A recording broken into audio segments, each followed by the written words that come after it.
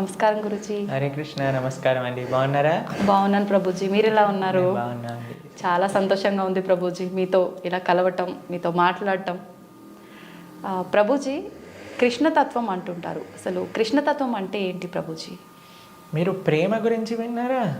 వినే ఉంటారు. విన్నాం. ప్రేమ పరిపూర్ణమైన ప్రేమతత్వమే కృష్ణతత్వం అంటే. ఓకే. అయినా మూర్తీభవించిన ప్రేమ స్వరూపం, మూర్తీభవించిన ఆనంద స్వరూపం. భగవంతుడి గురించి మన శాస్త్రములలో సత్ చిత్ ఆనంద స్వరూపము అని భగవంతుడి గురించి అంటారనమాట. ఇప్పుడు చూడండి, కృష్ణుడి లీలలు ఎటువంటిది అని అంటే, ఎవ్వరు ఆయనని ఏ విధంగా ఆశ్రయించినా సరే ఆయనని అట్రాక్ట్ చేసేస్తారనమాట. ఆకర్షణ మనకి మన మన గ్రావిటీ అని అంటారు. మన భూమికి ఉంటుంది గ్రావిటేషన్ ఎనర్జీ. అది ఏం చేస్తుంది అని అంటే, పైకి ఏదైతే ఉంటుందో దాన్ని కిందికి లాగేస్తుంది అనమాట గ్రావిటీ వల్ల. కానీ కృష్ణుడు ఎలాంటి వాడంటే, ఎంత కింద పడిపోయిన వాడైనా సరే పైకి లాగేస్తూ ఉంటాడు. అది ఆయన దగ్గర ఉండే శక్తి అనమాట. ఆయన యొక్క లీలల చేత, ఆయన యొక్క చేష్టితముల చేత, ఆయన యొక్క అద్భుతమైన తత్వం చేత అందరి మనసుని కూడా ఆకర్షించే వ్యక్తి కృష్ణుడు. అయితే ఇప్పుడు చూడండి, చిన్నపిల్లల్ని బాలలీలలు చేసి ఆకర్షించారు. అటు చిన్నపిల్లవాడుగా ఉన్నప్పుడు గోపికలందరినీ కూడా ఆయన ఆశ్రయించారు. దాని తర్వాత పెద్దగా అయ్యాడనుకోండి, మిగతా వాళ్ళందరూ తన యొక్క ఫ్రెండ్స్, తర్వాత ఇంకా యంగ్ గోపీస్ అందరూ కూడా కృష్ణుడిని ఆశ్రయించగలిగారనమాట. దాని తర్వాత కంసాదులందరూ కూడా కోపంతో అయినా సరే నిరంతరం కృష్ణుడి గురించే ఆలోచిస్తూ ఉండేవారు, కృష్ణుడితో గురించే ఆలోచిస్తూ ఉండేవారు. మిగతా భక్తులు, నారదాది భక్తులందరూ కూడా ప్రేమతో కృష్ణుడిని ఆశ్రయించారు. అర్జునుడు లాంటి వాళ్ళు ఫ్రెండ్షిప్తో కృష్ణుడిని ఆశ్రయించారు. కాబట్టి ఏ విధంగా చూసినా సరే అందరినీ కూడా తన యొక్క మ్యాజిక్లో పెట్టేసేవాడు అనమాట కృష్ణుడు అని అంటే. కృష్ణతత్వం మనకి అన్నిటికంటే పరిపూర్ణమైన తత్వము అని చెప్తారు భగవద్ అవతారములలో.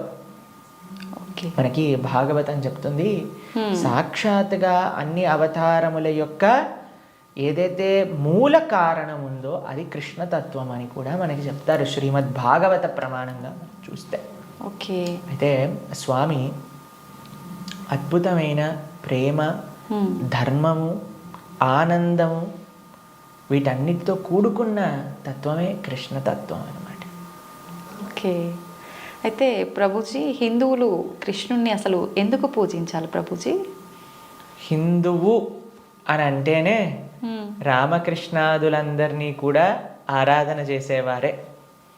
సనాతన ధర్మానికి ఒక మూల స్తంభం, లేదా ఒక విధంగా చెప్పాలి అని అంటే సనాతన ధర్మానికి ఒక అన్నిటికంటే ముఖ్యమైన గ్రంథం మనకి భగవద్గీత. కృష్ణుడిని గీతాచార్యుడు అని అంటారు. కృష్ణం వందే జగత్ గురుం. మనందరికీ గురువు ఎవరు అని అంటే అది శ్రీకృష్ణుడే.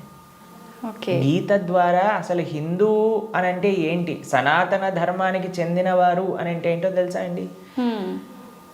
మనకి భగవంతుడి పైన నమ్మకం ఉంటే మన హిందువులం కాదండి, మన సనాతన ధర్మానికి చెందిన వాళ్ళం కాదు. మన శాస్త్రముల పైన నమ్మకం ఉంటే మన హిందువులం అవుతాం. చాలా మంది అనుకుంటారు, మేము గుడికి వెళ్తామండి, మేము బొట్టు పెట్టుకుంటామండి, మేము భగవంతుడికి అగరబత్తి తిప్పుతామండి కాబట్టి మేము హిందువులం. Sorry sir, you are not Hindu. మనం ఎప్పుడైతే గీత, భాగవత, రామాయణాదులు అన్నిటినీ కూడా ఒప్పుకుంటాం అప్పుడు మనం హిందువులం అవుతాం అన్నమాట. ఎందుకంటే మనకి భగవంతుడి గురించి ఎలా తెలిసిందండి? మీ కృష్ణుడు ఉన్నాడు అని ఎలా తెలిసింది? భాగవతం నుంచి తెలిసింది. రాముడు ఎలా ఉన్నాడు అనేది తెలిసింది రామాయణం నుంచి తెలిసింది. మనం రామాయణము, భాగవతము, భగవద్గీత, ఉపనిషత్తులు, వేదములు వీటిని ఒప్పుకున్నప్పుడే మనం భగవంతుడికి నమ్ముతాము అని మనకి ఆచార్యులు చెప్తారనమాట. కాబట్టి ఆస్తికత అని అంటే గ్రంథములపైన నమ్మకం పెట్టడం, మన శాస్త్రములపైన నమ్మకం పెట్టడం, మన ఆచార్యులపైన నమ్మకం పెట్టడం. కాబట్టి మనందరికీ ఎవరైతే కృష్ణుడు భగవద్గీతలో ఒక విషయం చెప్తారు, ఏంటో తెలుసా అండి? అహం బీజ ప్రదాపిత అని అంటారు. మనందరికీ తండ్రి ఆయనే. మనందరం కూడా మమై వాంసో జీవలోకే జీవభూత సనాతన అని అంటారు గీతలో. మనందరం కూడా కృష్ణుడి యొక్క అంశములు, చిన్న tiny part and parcels of Krishna అని అంటారు. ఓకే. అంటే మీకు ఎక్స్ప్లెయిన్ చేయాలి అని అంటే ఒక పెద్ద బంగారపు ముద్ద ఉందనుకోండి, 1 కేజీ బంగారపు ముద్ద ఉంది, మీకు ఒక ఉంగరం చేయించుకోవాలి అని అనుకోండి, దాంట్లో కొద్ది బంగారం తీసి మనం ఉంగరం చేయిస్తాం. అవును. కృష్ణుడు ఆ బంగారపు ముద్ద లాంటి వారనమాట, మనమేమో చిన్న చిన్న ఉంగరం లాంటి వాళ్ళం అనమాట. కాబట్టి మనకి కృష్ణుడికి ఉండే సంబంధం ఏంటి అని అంటే జీవేర స్వరూపహోయ్ కృష్ణేర నిత్యదాస్, మనందరం భగవంతుడి యొక్క దాసులం, భగవంతుడికి సేవకులం అనమాట. కాబట్టి ఆయన సేవ చేయకపోతే ఇంకా మనిషే కాదు కదండి. దుర్లభో మానుషో దేహో తదపి దుర్లభమర్థతం మనుష్యత్వం ముముక్షత్వం వైకుంఠ ప్రియ దర్శనం. ఈ మానవ జన్మ లభించిందే భగవంతుని తెలుసుకోవడానికి. కాబట్టి ఆ భగవంతుడి ఆరాధన అనేది ప్రతి ఒక్కరూ తప్పకుండా చేయాలి. మన సనాతన ధర్మంలో కృష్ణ రామ ఆ యొక్క సేవ, వాళ్ళ యొక్క తత్వాలను మనం శ్రవణం చేయటం, వాళ్ళకి సేవ చేయటం అనేది చాలా ముఖ్యం. కాబట్టి ప్రతి ఒక్కళ్ళు కూడా చక్కగా కృష్ణుని ఆశ్రయించాలి, కృష్ణుడి యొక్క భక్తి చేయాలి. ఓకే. అయితే ప్రభుజీ, కృష్ణుడిని ఆరాధించాలంటే కృష్ణుడి విగ్రహం అనేది మనం ఇంట్లో పెట్టుకొని ఆరాధించాల్సి ఉంటుందా గురూజీ? అసలు ఎందుకు పెట్టుకోవాలి కృష్ణుడి విగ్రహాన్ని? కృష్ణుడి యొక్క విగ్రహం ఎందుకు పెట్టుకోవాలి అని అంటే, మనం మీకు ఒక విషయం చెప్తానండి. మీకు చాలా ప్రేమ ఉన్ని వ్యక్తిలోని ఎవరైనా ఉన్నారనుకోండి, మీరు ఏం చేస్తారు, మా కాలేజ్లో మేము ఇంజనీరింగ్ చదువుకునేటప్పుడు చూసేవాళ్ళం అనమాట. ఎవరికైనా గర్ల్ ఫ్రెండ్ బాయ్ ఫ్రెండ్ ఉన్నారనుకోండి, వాళ్ళు ఏం చేస్తారు తెలుసా, స్క్రీన్స్ ఎవరిపైన వాళ్ళు ఫోటో పెట్టుకునేవారు అనమాట. అదే అడుగుని, అరే వీళ్ళెవరు అంటే, వీళ్ళు నా గర్ల్ ఫ్రెండ్, వీళ్ళ బాయ్ ఫ్రెండ్ అని చెప్తూ ఉండేవారు. తర్వాత మేము ఎప్పుడైనా వాళ్ళకి రూమ్కి వెళ్ళాం అనుకోండి, రూమ్లో కూడా వాళ్ళ ఫోటోలు ఉండేవి. దాని తర్వాత ఎక్కడ పర్సులో చూసాను, పర్సులో కూడా వాళ్ళ ఫోటో ఉండే. మనం ఎవరినైతే ప్రేమిస్తామో వాళ్ళ యొక్క చిహ్నాలతో మన అందరినీ నింపేసుకుంటూ ఉంటాం కదండి. అవును ప్రభుజీ. కాబట్టి మనం భగవంతుడిని ప్రేమిస్తున్నాము అన్నప్పుడు భగవంతుడి యొక్క అవే మన దగ్గర ఉండాలన్నమాట. ఇప్పుడు చూడండి, మేము స్వామి ఆరాధకులం. మా స్క్రీన్ సేవర్లో చూడండి, మీకు కృష్ణుడు కనిపిస్తాడు, పార్థసారథి. ఇక్కడ లోపల తీసిన మా ఆచార్యులు కనిపిస్తారు. కాబట్టి ఎక్కడ ఉన్నా సరే కృష్ణుడితో మనం నింపేసుకుంటాం అనమాట. కృష్ణుడు మనకి ఎల్లప్పుడూ గుర్తుండాలి. చాలామంది అంటారు, ప్రభుజీ మాకు కృష్ణుడు గుర్తు రావాలి, రోజంతా మేము కృష్ణ స్మరణలో ఉండాలి అని అంటే భగవంతుడి యొక్క నామం జపం చేయటం, భగవంతుడిని ఆరాధన చేయటం అనేది చాలా ముఖ్యం. ఓకే. కాబట్టి ప్రతి ఒక్కళ్ళు చాలామంది భయపడిపోతూ ఉంటారు, ప్రభుజీ ఇంట్లో విగ్రహం పెడితే ఆయనకి 3 పూట్ల నైవేద్యం పెట్టాలా అని అంటే, మరి స్వామి మనకి తినడానికి తిండి ఇచ్చింది, మీకు శరీరం ఇచ్చింది, పీల్చడానికి గాలి ఇచ్చింది, చూడడానికి కన్నులు ఇచ్చింది, శక్తిని ఇచ్చింది, మనసునిచ్చిందేమో ఆయనకు పెట్టడానికి మనకి పెద్ద బాధ. ఆయన నుంచి అన్ని వాడుకోవడానికి అయితే అప్పుడేం అడగట్లేదు, ప్రభుజీ మేము ఇంత వాడేసుకుంటున్నాం కృష్ణుడి దగ్గర నుంచి అని ఎవరు అడగాల్సిన అవసరం లేదు. కానీ కృష్ణుడికి ఇచ్చేటప్పుడు మాత్రం 3 పూటలా పెట్టాలా అండి నైవేద్యము అని అడుగుతారు. నిజంగా అలా పెడితేనే కృష్ణ పరమాత్ముడు మనందరినీ అనుగ్రహిస్తాడా ప్రభుజీ? మీరు ఒక్క విషయం చెప్తానండి. మీ ఇంటికి ఒక గెస్ట్ని తీసుకొచ్చారు, ప్రభుజీ గెస్ట్కి 3 పూట్ల పెడితేనేనా అండి ఆయన పట్ల ప్రేమ ఉన్నట్టు? ఆయన ఉపవాసం ఉంటే నాకేముందండి, ఆయన వచ్చి అక్కడ ఉన్నాడు, ఆయనంతా ఆయన ఉంటాడు, ఆయనకి ఏదైనా ఆకలేస్తూ వండుకొని తినమనండి అని అంటారండి గెస్ట్ని ఎవరినైనా? లేదు ప్రభుజీ. రాగానే మీరు ఇప్పుడు నేను రాగానే నన్ను టీ తాగుతారా కాఫీ తాగుతారా అని అడిగారా? అవును ప్రభుజీ. మరి అడగకుండా పర్వాలేదులే ఈయన వచ్చాడు కదా, ఈయన ఇష్టం ఉన్నట్టు ఈయనని కూర్చొని ఈయననే మైక్ సెట్టింగ్ చేసుకొని ఈయననే షూటింగ్ చేసుకొని వెళ్ళిపోని ఇవ్వండి అంటారా? లేదు ప్రభుజీ. కాబట్టి మనం ప్రేమతో భగవంతుని పిలిచినప్పుడు, భగవంతుడు వచ్చినప్పుడు ఆయనకి సేవ చేసే బాధ్యత కదండి మనకి. అవును. ఆయనకేం కావాలని కాదు, కానీ మనకు ఆయన పట్ల ఉండే ప్రేమను వ్యక్త చేసుకోవడానికి మనం సేవ చేసుకోవాలి. ఇప్పుడు ఆయనకి రావాల్సిన అవసరం ఏముందండి? మీరు ఇందాక అన్నారు, ప్రభుజీ మీరు వచ్చినందుకు చాలా సంతోషమైంది అని. కాబట్టి మనలాంటి ఏదో చిన్న వ్యక్తి ఒకళ్ళ దగ్గరికి వెళ్తేనే మనం సంతోషపడుతున్నామే, అఖిలాండ కోటి బ్రహ్మాండ నాయకుడు మన ఇంటికి వచ్చాడు ఒక విగ్రహ రూపంలో మన సేవ స్వీకరించడానికి అని అంటే ఎంత ఆనందంతో మనం స్వామిని స్వీకరించాలి చెప్పండి, ఎంత విశేషంగా స్వామిని ప్రేమించాలి చెప్పండి. అవును ప్రభుజీ. మన ఇంట్లో భగవంతుడు అంటే ఒక వ్యక్తి, ఆయన మన దగ్గరికి వచ్చారు, మనం పిలిచి నమ్మకంతో వస్తే అక్కడ ఉంటాడు. కృష్ణ అనగానే స్వామి అక్కడ ఉన్నారు. ఇప్పుడు మనం ఏం చేస్తాం, భగవంతుడి యొక్క పూజ అంటే పెద్ద ఏదో వీళ్ళు అనుకుంటారు ఒక ఎక్స్ట్రా బాధ్యత మా తలపైన వేసేస్తారని. కాదండి, ఈజీ. ఇప్పుడు నేను వచ్చాక మీరు ఏమన్నారు, రండి కూర్చోండి, నీళ్లు తాగుతారా, ఏదన్నా తీసుకుంటారా, అవును. అంతే భగవంతుడు ఆరాధన. హ్మ్. స్వామి వచ్చావా, తర్వాత కూర్చోబెట్టడం, ఆసనం సమర్పణ చేయటం, తర్వాత అర్ఘ్య పాద్య ఆచమనీయాదులు ఇవ్వటం. తర్వాత మీరు ఇంటికి గెస్ట్ వచ్చారనుకోండి, అయ్యా వాష్రూమ్ యూస్ చేస్తారా, స్నానం చేసి రండి, ఫ్రెష్ అప్ అవ్వండి అంటారు కదా, స్వామికి స్నానం చేయించటం. దాని తర్వాత ఏం చేస్తారు, చక్కగా వస్త్రాలు ఇస్తారు, టవల్ ఇస్తారు, చూసుకోవడానికి వస్త్రాలు వేస్తారు. అయ్యా హాయిగా కూర్చోండి, మీకు భోజనం తయారు చేసి వచ్చాం, చక్కగా రండి, టిఫిన్ చేయండి, భోజనం చేయండి అని చెప్తాం. భగవంతుడికి నైవేద్యం పెట్టడం, అంతే పూజ అంటే. దీంట్లో కంగారు పడిపోయి అయ్యా మా ఇంట్లో కృష్ణుని తెచ్చుకుంటే మేము ఏమేం చెయ్యాలి, మా సమయం అంతా పోతుందా. ఎంత చేశామని కృష్ణుడు చూడడు, ప్రేమతో చేశామా లేదా. పత్రం పుష్పం ఫలం తోయం యోమే భక్తా ప్రయచ్చతి. భక్తితో కానీ మనం పెడితే అది స్వామి తప్పకుండా స్వీకరిస్తారు. కానీ పెట్టాలి. చాలామంది విగ్రహాన్ని తెచ్చుకొని పూజ చేయాలన్నమాట. అలా ఉండకూడదు. మనం స్వామిని తెచ్చుకున్నప్పుడు మంచిగా ఆరాధన చేయాలి, ప్రేమతో పూజ చేయాలి. మా భక్తుల ఇంట్లలో మేము చూస్తామండి, ఎంత సుందరమైన శ్రీ విగ్రహాలంటే, ఫర్ ఎగ్జాంపుల్ మీకు ఒక విషయం చెప్తాను. మేము ఆదిలాబాద్ వెళ్తాం అప్పుడప్పుడు. అక్కడ గిరివారి ప్రభు లక్ష్మీలీల మాతాజీ అని డివోటీస్ వాళ్ళ ఇంట్లో విగ్రహాలు ఉన్నాయి. వాళ్ళు ఎంత బాగా చేస్తారు, ప్రొద్దున పూట లేవంగానే స్వామికి చక్కగా వాళ్ళు ఉయ్యాల్లో పడుకోబెడతారనమాట రాత్రిపూట. అయితే పడుకునే ముందు ఏం చేస్తారో తెలుసా అండి, వాళ్ళు చక్కగా కాళ్ళు ఒత్తుతారు స్వామికి. కాళ్ళు ఒత్తి చేతులకి మాలిష్ చేసి తర్వాత పడుకోబెడతారు. అన్ని అలంకరణలు తీసేసి నైట్ డ్రెస్ వేసినట్టుగా పడుకోబెడతారు. పడుకొని ఇప్పుడు చలికాలం అనుకోండి, ఒక చక్కటి రజాయి షాల్ కూడా కలిపి పెడతారనమాట. ప్రొద్దున పూట లేస్తారు. లేపాక చిన్నపిల్లవాడిని ఎలా మనం కూర్చోబెట్టి ఆయనను రెడీ చేసి ఎలా అయితే చేస్తామో అలా కూర్చోబెట్టి స్వామికి అలంకరణ చేసి, పిల్లలందరూ వాళ్ళ ఇంట్లో 3 పిల్లలు ఉన్నారనమాట. 3 పిల్లలు వచ్చి భగవంతుడికి ఆరతి చేస్తారు. అమ్మ నాన్న అందరూ ఇంటిల్లిపాది భగవంతుడి యొక్క సేవ చేసుకుంటారు. మీకు ఒక విషయం చెప్తా, a family that praise together stays together. మనం అన్నీ చేస్తామండి. ఇంటిల్లిపాది అందరిని తీసుకొని సినిమాకి వెళ్ళొచ్చు, ఇంటిల్లిపాది అందరిని తీసుకొని హోటల్కి వెళ్ళొచ్చు, ఇంటిల్లిపాది అందరిని తీసుకొని పార్క్కి వెళ్ళొచ్చు.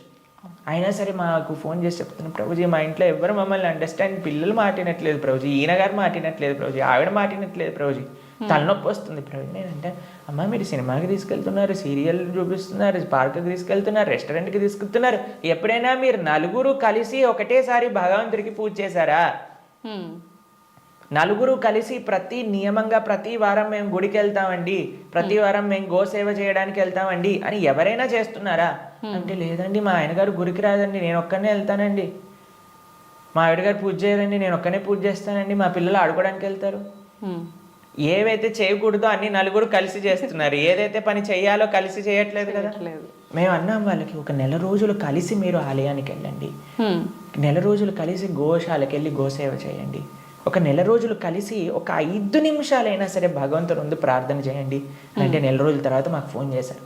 ఫోన్ చేసి ప్రభుజీ ఇప్పుడు మేము ఇంతకు ముందు కంటే చాలా ప్రశాంతంగా ఉన్నాం, ఇంతకు ముందు కంటే చాలా మార్పు మా జీవితాల్లో వచ్చింది.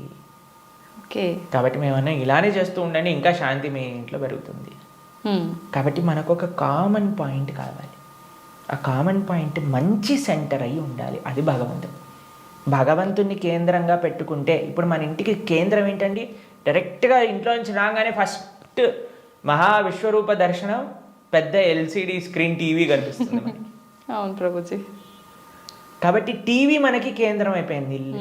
టీవీలో ఏం చూపిస్తారండి, ఆ చెత్త ఈ చెత్త తప్ప ఏం అవసరమైన విషయాలు ఏం చూపించరు, ఇలాంటి ప్రోగ్రాముల విషయం పక్కన పెడితే. కాబట్టి మనిషికి ఏది మంచిదో అది మనకి కేంద్రంగా ఉండాలి. ఇప్పుడు దురదృష్టవశాత్తు టీవీలు కేంద్రం అయిపోయాయి ఇంటికి. ఎంత పెద్ద టీవీ ఉంటే అంత గొప్ప స్టేటస్ నీది అని చెప్పుకునే వాళ్ళు కూడా తయారైపోయారు. మేము ఒక భక్తుల ఇంటికి వెళ్ళాం. జనరల్గా భక్తుల ఇంట్లలో టీవీలు చూడం మేము ఎప్పుడు కూడా. వాళ్ళు టీవీలు తీసేసి ఎక్కడైతే టీవీ ఉండాలో అక్కడ ఆలయం ఉంటుంది. మా ఇంట్లో కూడా టీవీ ఉండదండి. మా ఇంట్లో హాల్లోకి వెళ్తే ఫస్ట్ కనిపించేది మీకు మా పూజా గది, మా ఆరాధన మూర్తులు అన్నీ కూడా కనిపిస్తూ ఉంటాయి అన్నమాట. డెలిబరేట్లీ మేము అసలు టీవీ పెట్టలేదు హాల్లో, ఎందుకంటే అందరికీ కేంద్రం భగవంతుడు ఉండాలి అట్లీస్ట్ అని. కాబట్టి భక్తుల ఇంట్లలో ఎక్కడైతే టీవీ మెయిన్ ప్రదేశం ఉంటుందో అక్కడ తప్పకుండా పూజ రూమ్ ఉంటుంది. కానీ ఈ భక్తుడి ఇంట్లో మాత్రం పెద్ద టీవీ ఉందన్నమాట. అయితే నేను అడిగి ఆశ్చర్యపోయాను, అదే టీవీ ఏముంది ప్రభుజీ ఒకసారి వెనకాల చూడండి అనగానే ఏం వైర్ లేవు, ఉత్తి టీవీ అలా పెట్టి ఉంటారనమాట. అయితే నేను అన్నాను ఏమైంది, ఎందుకు అలా పెట్టారు అంటే, ప్రభుజీ అందరు అంటున్నారు టీవీ ఒక స్టేటస్ సింబల్ అయిపోయింది. మీ ఇంట్లో టీవీ లేదా, మీ ఇంట్లో టీవీ లేదా, మీ ఇంట్లో టీవీ లేదా అన్నందుకు వాళ్ళ కోసం అని పెట్టేశాను ప్రభు, కానీ వైర్లు పెట్టలేదు, ఉత్తి టీవీ పెట్టానని చెప్పారన్నమాట. Okay, super Prabhuji. కాబట్టి ఇప్పుడు చూడండి, మన జీవితంలో దేన్ని మనం చూస్తూ ఉంటే, దేన్ని మనం వింటూ ఉంటే, దేని గురించి మనం మాట్లాడుకుంటూ ఉంటే, దేని గురించి మనం తలుస్తూ ఉంటే అలా మన మనసు అయిపోతుంది. ఓకే.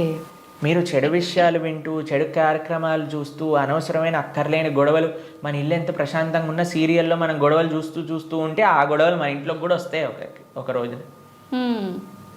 ఎందుకంటే అదే కదండి మన మనసులో దింపేది, అదే కదా మన మనసులో అంత నాటుకుపోయేది. నేను చిన్న చిన్న పిల్లల్ని చూస్తాం, అప్పుడప్పుడు విచిత్రమైన స్లాంగ్లో మాట్లాడతారు. ఓయ్ ఏంట్రా ఇది ఎక్కడ పట్టుకున్నావు నువ్వు అని అంటే, ఆ సినిమాలో అలా మాట్లాడా హీరో. ఓకే. మేము స్కూల్లో చదువుకుంటున్నప్పుడు మాకు గుర్తుందనమాట, ఒకసారి మేము ఒక బర్త్డే పార్టీకి వెళ్ళినప్పుడు మా ఫ్రెండ్ ఇలా షర్ట్ టక్ చేసుకుంటారు కదా, ఒకవైపు వదిలేశాడు అనమాట, ఒకవైపు టక్ చేసుకున్నాడు. నేను రే నువ్వు ఇంకో వైపు టక్ చేసుకుంటాం మర్చిపోయావురా అని అంటే, అది కాదు ఇప్పుడు ఇది లేటెస్ట్ ఫ్యాషన్ అని అన్నారు. ఎక్కడ చూసావు నువ్వు అని అంటే, సినిమాలో చూసాను. కాబట్టి ఏదైతే చూస్తామో మనం దాన్ని అనుకరిస్తాం, ఏదైతే వింటామో అదే మనం అనుకరిస్తాం. కాబట్టి మేం చెప్పేది జనాలకి ఏంటి అంటే, మంచిని చూడండి, మంచిని వినండి కదా, మంచి విషయం గురించి ఆలోచించండి. భగవంతుడి కంటే మంచి విషయం ఏముందండి ఈ ప్రపంచంలో? అవును.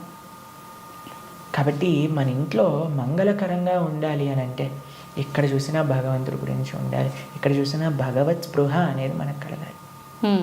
మా ఇంటికి వచ్చిన వాళ్ళందరూ ఏమంటారో తెలుసా అండి, ఈ ఇల్లుకి ఉత్తి గోపురం తక్కువ, ఆలయమే సాక్షాత్తుగా అని అంటారు. మా అమ్మ వాళ్ళు ఉండే ఇల్లు మా ఇల్లు అని అంటే, మేము ఉండేది ఆశ్రమంలో. కానీ మా పేరెంట్స్ అండి, ఎక్కడ చూసినా మీకు ఎటువైపు చూసినా కృష్ణుడు కనిపిస్తూ ఉంటాడు, కృష్ణుడి యొక్క వివిధ లీలలు కనిపిస్తూ ఉంటాయి. అట్లీస్ట్ మనం మర్చిపోనే స్థితిలో ఉన్నా సరే అటు చూస్తే, ఓ కృష్ణలీల, కృష్ణుడు ఇలా గోవులను కాయడానికి వెళ్తున్నారు, ఇక్కడ గోపికలతో చక్కగా నృత్యం చేస్తూ ఉన్నారు, ఓ ఇక్కడ యశోదమ్మతో ఉన్నారు అని మనకు ఆ స్పృహ రావాలి. కాబట్టి మనం 24 గంటలు మనం ఒక పాజిటివ్ ఎన్వైరన్మెంట్లో ఉండటం వలన, భగవంతుడికి దగ్గరగా ఉండటం వలన అది మనకి మంచిది. కాబట్టి ప్రతి హిందువు అని అంటేనే శ్రీ విగ్రహ ఆరాధన అత్యంత ముఖ్యం. మనము భగవంతుడి యొక్క అస్తిత్వాన్ని, భగవంతుడు అన్నిటికంటే కృప ఏంటో తెలుసా అండి, ఆయనకి ఒక విగ్రహ రూపంలో మన దగ్గరికి రావడం. ఓకే. ఆ కృపని మనందరం, సనాతన సాంప్రదాయం, పాపం మిగతా వాళ్ళకి ఆ అదృష్టం లేదు, వాళ్ళకి ఆ ఆనందం అంటే ఏంటో తెలియదు. కానీ మన సాంప్రదాయంలో ఆ విగ్రహ ఆరాధన, ఆ సేవ, భగవంతుడికి ఆ ప్రేమపూర్వకమైన సేవ చేస్తే అండి, అసలు దానికంటే గొప్ప ఆనందం ఈ ప్రపంచంలో ఇంకొకటి లేదు. కాబట్టి అటువంటి అదృష్టాన్ని మనం వదిలేసి పూజ చేయాలా, పూజ ఎందుకు చేయాలి, పూజ చేస్తే 3 పూట్ల నైవేద్యం పెట్టాలా, పూలు తీసుకొని రావాలా, మాల కట్టాలా, బట్టలు వేయాలా, అయ్యో రామ, మాకు ఇలాంటి ప్రశ్నలు ఇస్తే మాకు చాలా బాధేస్తుంది అనమాట.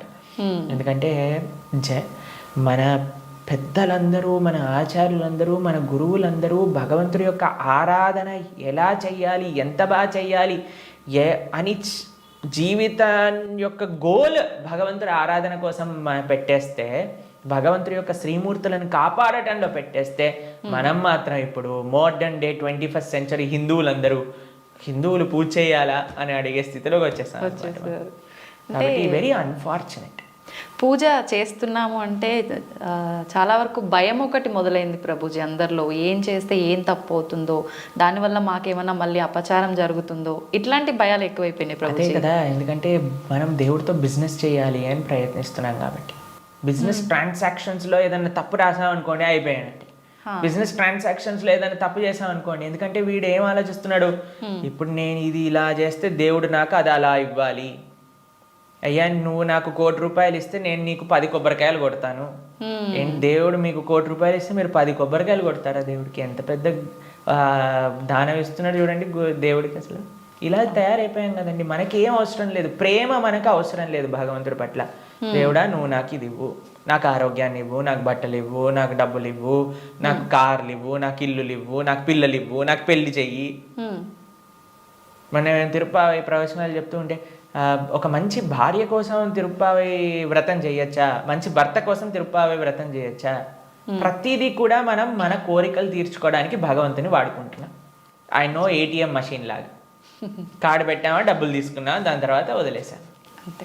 కాబట్టి భగవంతుడు అంటే మనకి సేవ చేయడానికి వచ్చినవాడు కాదండి.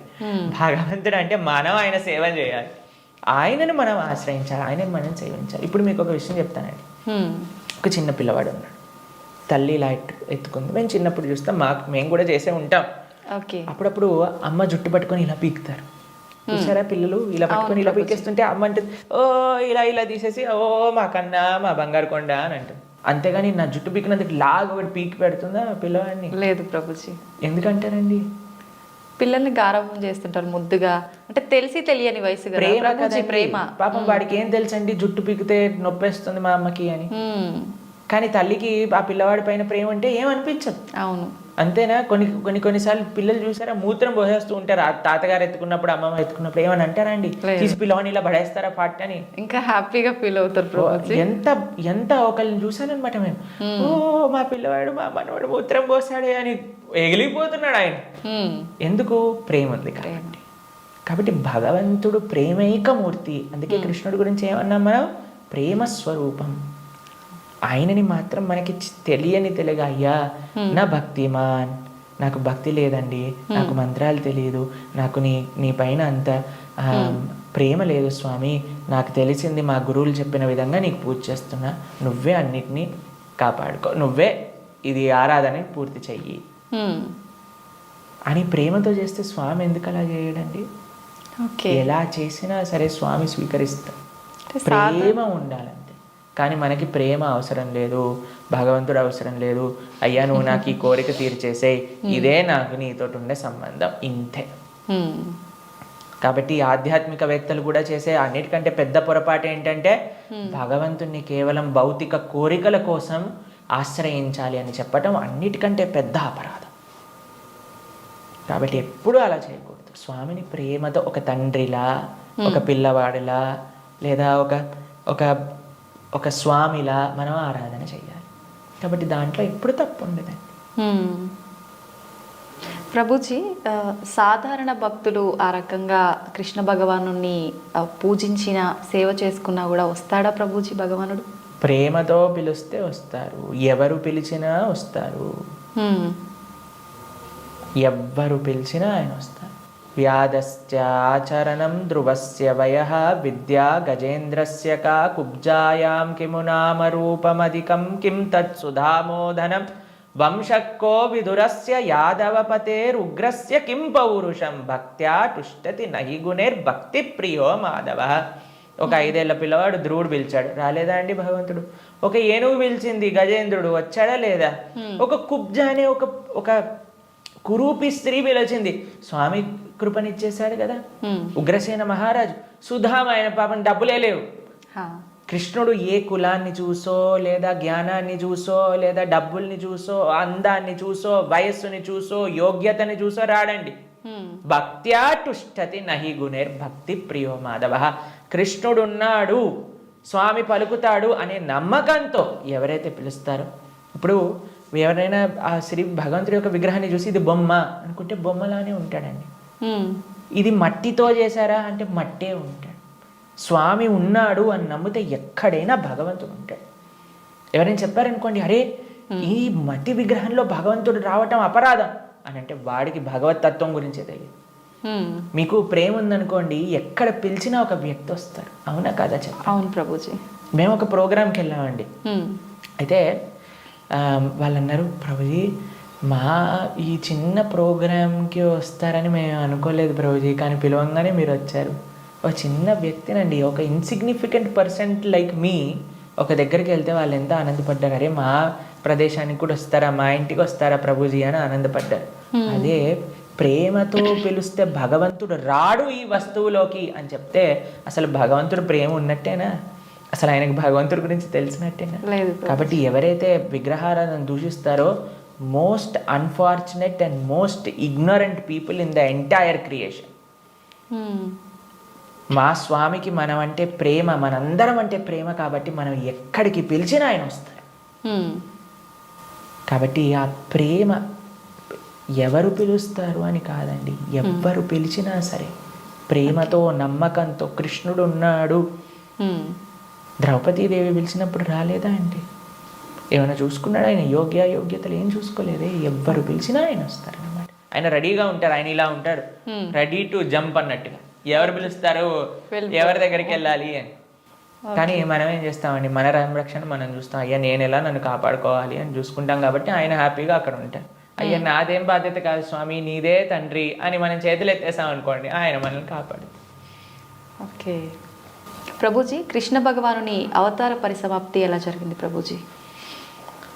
భగవంతుడి యొక్క, మీరు అడిగినట్టుగా కరెక్ట్ విషయం అడిగారు. అవతార పరిసమాప్తి ఇలా చెప్పాలి కృష్ణుడిని సంబోధించినప్పుడు, లేదా రాముడిని. ఏ భగవంతుడి యొక్క అవతారమైనా సరే భగవంతుడికి పుట్టుక ఉండదండి. జన్మ కర్మచమే దివ్యం. భగవంతుడు ఏం చెప్పారు? ఆయనది దివ్యమైన జన్మ. దాన్ని మనం అవతారము అని అంటాం. ఇప్పుడు మీరు ఎప్పుడైనా చెప్తారా, రోజు ప్రొద్దున పూట సూర్యుడు పుడతాడు, సాయంత్రం పూట చనిపోతాడు అని అంటారా? లేదు. ఏమంటాం మనం? సూర్యుడు ఉదయించాడు, అస్తమించాడు, అంతేనా? అవును ప్రభుజీ. భగవంతుడు కూడా ఉదయిస్తాడు, భగవంతుడు కూడా అస్తమిస్తాడు. సూర్యుడు అస్తమిస్తాడు అంటే పోయినట్టేనా? ఇంకా ఆయన నీకు కనిపించట్లేదు, కానీ ఇంకెక్కడ ఉన్నట్టే కదా. అవును. ఇప్పుడు మనకి ఇండియాలో సూర్యాస్తమయం అయిపోయింది అంటే ఇంకో దేశంలో సూర్యోదయం అవుతున్నట్టు కదా.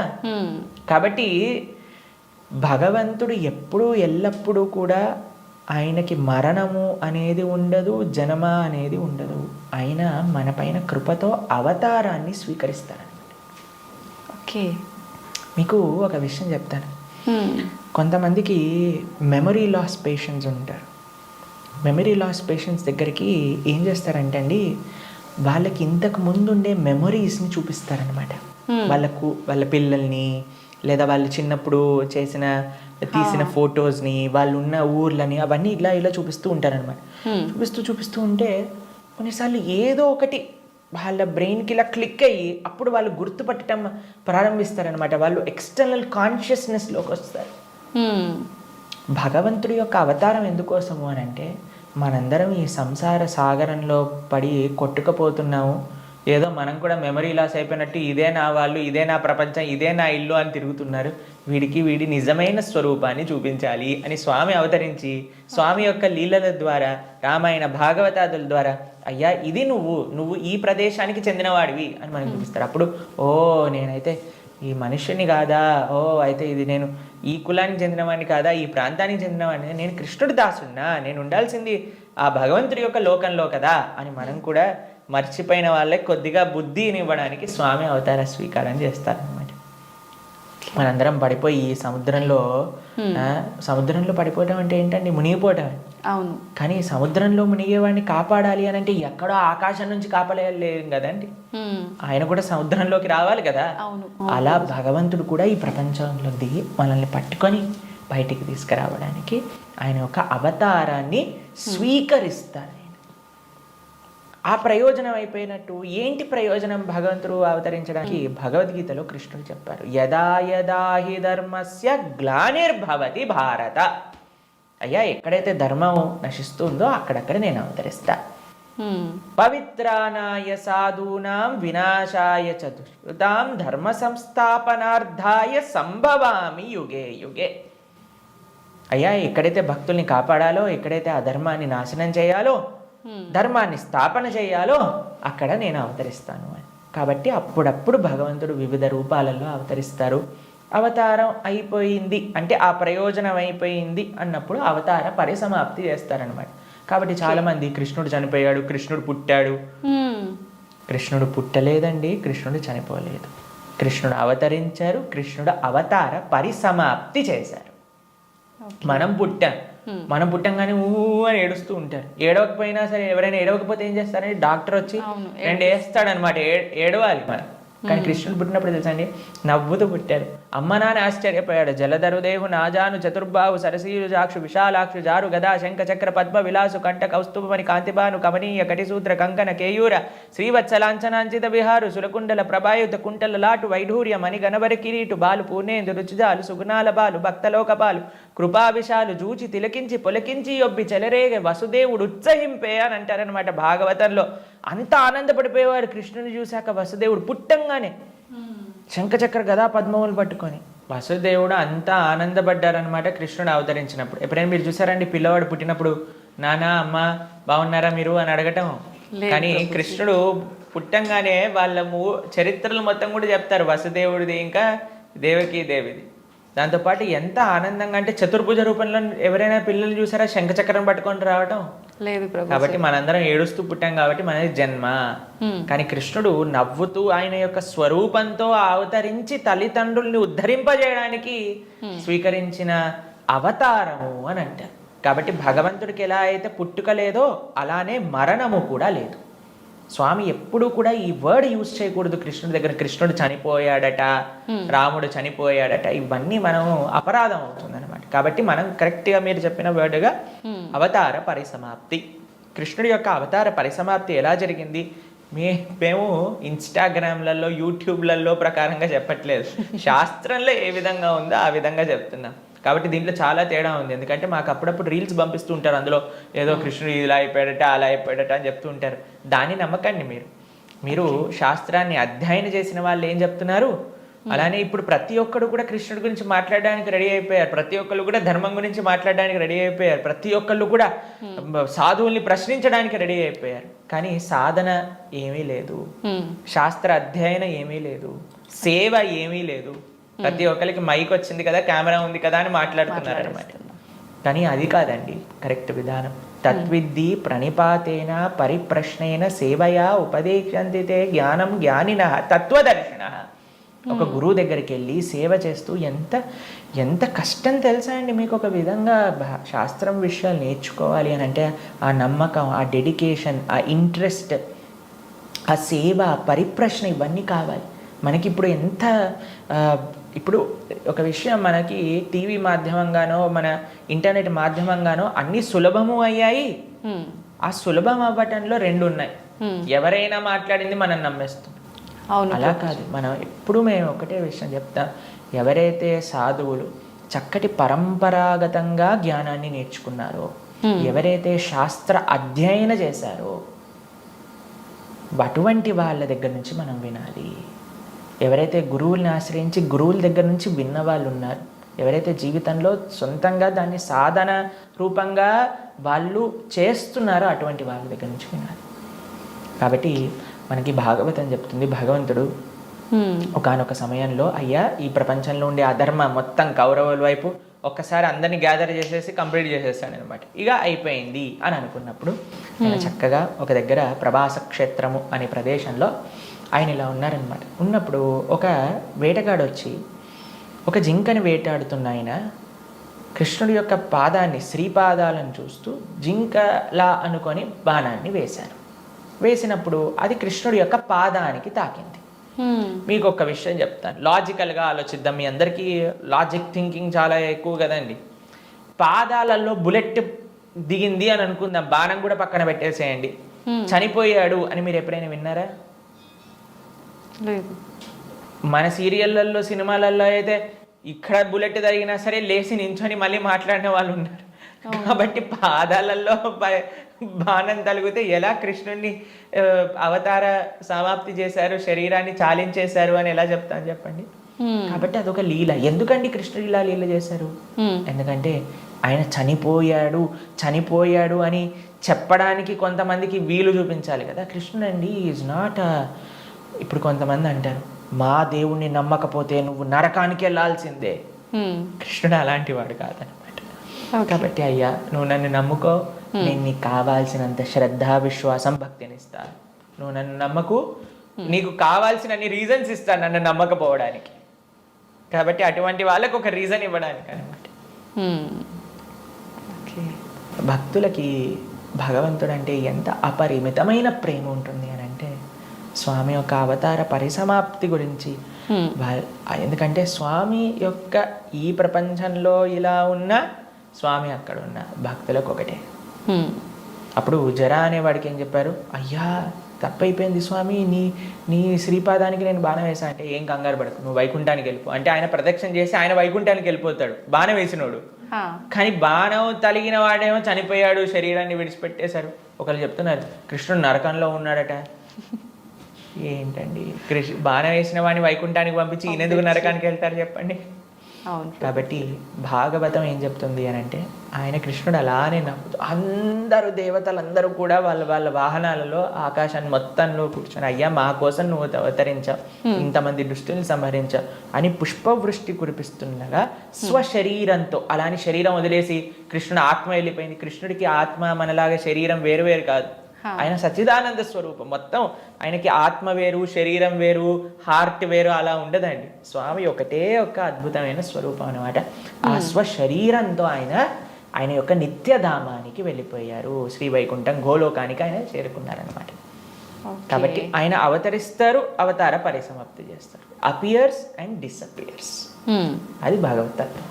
ప్రభుజీ, కృష్ణ భక్తుల్ని ఏమంటారు గురూజీ? ఏమని పిలుస్తారు? భగవంతుణ్ణి ఆశ్రయించిన వాళ్ళని, కృష్ణుని విష్ణువుని ఆశ్రయించిన వాళ్ళని వైష్ణవులు అని పిలుస్తారనమాట.